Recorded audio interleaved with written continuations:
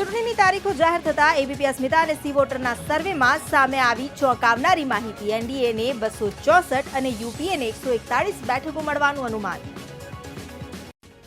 શું નરેન્દ્ર મોદીને ફરી મોકો મળશે ખરો? શું રાહુલ ગાંધી પર દેશ વિશ્વાસ મૂકશે? શું જનતાને ગઠબંધન ગમશે? આ તમામ સવાલોના જવાબ 43 દિવસ બાદ મળશે. પણ તે પહેલા આપણી ચેનલ અને સી વોટર્સે સર્વે કર્યો આ તમામ મુદ્દે, જેમાં એનડીએને 264 અને યુપીએને 141 બેઠકો જ્યારે અન્યોને 138 બેઠકો મળવાનું અનુમાન છે.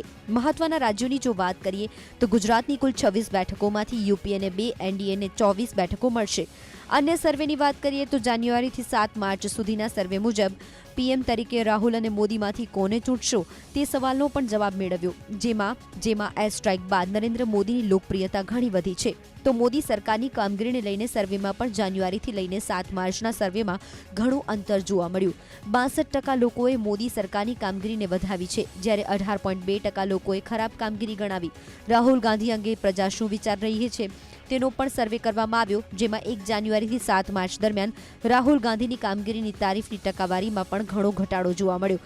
40.1% લોકોએ રાહુલની કામગીરી ખરાબ હોવાનું કહ્યું, જ્યારે 8.2% લોકોએ સારી કહી છે.